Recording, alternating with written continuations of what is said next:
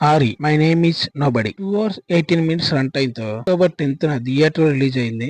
ఈ మూవీ చూసాక నాకైతే నచ్చింది గైస్. కొంచెం వీడియో లెంత్ గా ఉంటుంది, ఎందుకంటే మూవీ కొంచెం వివరంగా ఎక్స్ప్లెయిన్ చేయాలని అంతే. Don't skip. మూవీ స్టోరీ చూస్తే మనుషుల్లో ఉండే 6 స్వభావాలని బేస్ చేసుకొని వచ్చిన మూవీ ఇది. స్టార్టింగ్ కొంచెం కన్ఫ్యూజన్ గా ఏంటి ఇలా ఉంది అనేలా ఉంటుంది, కానీ చివరి వరకు చూస్తేనే నేను అనుకున్న తప్పు అని మీకే అనిపిస్తుంది. అంతలా మారిపోతుంది స్టోరీ. లాస్ట్ లో వచ్చే ఆ సీన్స్ కూడా మిమ్మల్ని సర్ప్రైజ్ చేస్తాయి. ఇంకా స్టోరీలోకి వెళ్తే, ఒక వ్యక్తి సోషల్ మీడియాలో ఏ కోరిక అయినా నెరవేరుతుంది అనే ఒక పోస్ట్ ని పోస్ట్ చేస్తాడు. అది చూసి తన దగ్గరకు వచ్చిన వాళ్ళకి, నేను ఇచ్చిన టాస్క్ మీరు కంప్లీట్ చేస్తే మీ కోరికలు నెరవేరుతాయని చెప్తాడు. వాళ్ళు వాళ్ళ కోరికలను తీర్చుకోవడానికి తను ఏ పని చెప్తాడో ఆ పనులు చేయడానికి ఓకే చెప్తారు. ముందుగా చెప్పినట్లే మనుషుల్లో ఉన్న కొన్ని స్వభావాలు తన దగ్గరకు వచ్చిన వాళ్లకు వాళ్ళ కోరికలకు లింక్ అయ్యి ఉంటాయి. అంటే వాళ్ళ కోరికలు అనేవి వాళ్ళకు అవసరం లేదు, వాళ్ళ స్వభావాల కోసం ఆ కోరికలు. నేను మీకు సజెషన్ ఇస్తాను. మూవీ చూసేటప్పుడు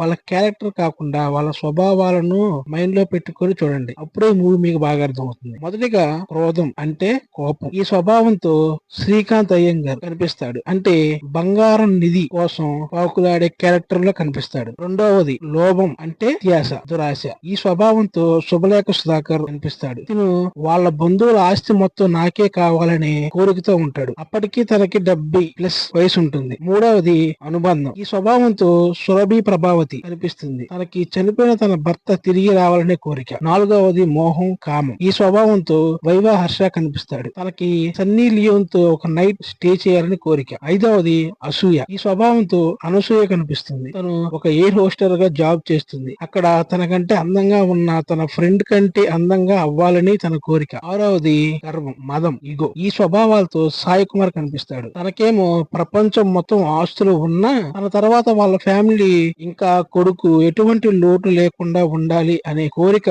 కానీ వాళ్ళ కొడుకు మాత్రం దేనికి పనికిరాని ఒక వెధవ. వాళ్ళకు ఇచ్చిన టాస్కులు వాళ్ళు ఎలా చేశారు, అసలు ఆ టాస్కులు ఏంటి, చివరకు మా కోరికలు కరెక్ట్ కాదు అని వాళ్ళు ఎలా రియలైజ్ అయ్యారు అన్నదే మిగతా స్టోరీ. ఇప్పటికే వీడియో లెంత్ అయిపోయింది, అందుకే ప్లస్ అండ్ మైనస్ పాయింట్స్ కలిపే చెప్తాను. ప్లస్ లు చూస్తే మూవీలో ఆ టాస్క్లు అంటే వాళ్ళకు ఇచ్చిన పనులు చూస్తే ఇదేంటి ఇలా ఉన్నాయి అనిపిస్తాయి, కానీ అదే కరెక్ట్ అని చివరిలో అర్థమవుతుంది. ఎగ్జాంపుల్ కి ఒక 2 క్యారెక్టర్స్ కి టాస్క్ గురించి నేను ఎక్స్ప్లెయిన్ చేస్తాను, ఎందుకంటే స్టోరీ రివీల్ చేయకూడదు కదా.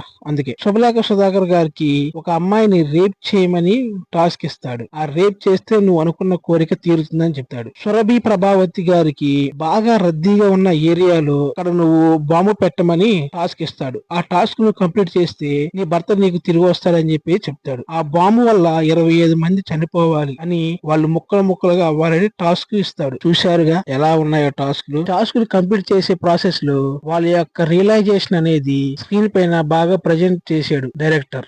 ఒకరికి ఒకరు తెలియకపోయినా చివర్లో వాళ్ళని లింక్ చేయడం బాగుంది. ఒక మనిషి తన కోరికల కోసం ఎంతటికైనా తెగిస్తాడు అనే పాయింట్ బాగా చూపించాడు. నెరేషన్ మాత్రం మంచి గ్రిప్పింగ్ గా వెళ్తుంది. వాళ్ళ కోరికలు నిజంగా నెరవేరుతాయా అనేలా ఆడియన్స్ ఆలోచిస్తూ ఉండేలా కొరియోగ్రఫీ, స్క్రిప్ట్ రైటింగ్ కూడా అలాగే ఉంటుంది. సినిమాటోగ్రఫీ బాగుంది. ప్రొడక్షన్ వాల్యూస్ కూడా స్టోరీ బేస్డ్ లానే ఉంటాయి. ఇంకా అనూప్ రూబెన్స్ ఇచ్చిన బ్యాక్గ్రౌండ్ మ్యూజిక్ కూడా బాగుంది. ఇంకా ఎడిటింగ్ కూడా స్టోరీకి తగ్గట్టుగానే ఉంది. ఇంకా మైనస్ పాయింట్ విషయానికి వస్తే, స్క్రీన్ ప్లే కొంచెం స్లో ఫేస్ లో వెళ్తుంది. అంటే స్టార్టింగ్ నుంచి ఎండింగ్ వరకు ఒక లైబ్రరీలో సీన్స్ రిపీట్ అవ్వడం ఇది మూవీకి ప్లస్, కానీ చూసే ఆడియన్స్ కొంచెం ఏదోలా అనిపిస్తుంది. ఇంకా మెయిన్ గా చెప్పాల్సింది క్లారిటీ. స్టార్టింగ్ లో చమ్మక్ చంద్ర ఇంకా శ్రీనివాస్ రెడ్డి వీళ్ళకి ఒక కథ చెప్తున్నట్లు స్టోరీ మొదలవుతుంది. అది ఏంటన్నది పూర్తిగా చూపించరు, అది పెద్దగా ఏమీ అనిపించదు కూడా మూవీలో. ఇక మెయిన్ గా ఆడియన్స్ కి కొంచెం కన్ఫ్యూజన్ గా వెళ్లే స్క్రీన్ ప్లే, అంటే అందరికి అర్థమయ్యేలా క్లారిటీగా ఉంటే బాగుండేది అనిపించింది. ఇంకా మూవీలో అడల్ట్ కంటెంట్ ఉంది, అది కూడా ఒక సాంగ్ లో వచ్చే బికినీల్ తో ఉన్న సాంగ్. అది తప్పించి ఇంకా మూవీలో అడల్ట్ కంటెంట్ ఏమీ లేదు. ఫైనల్ గా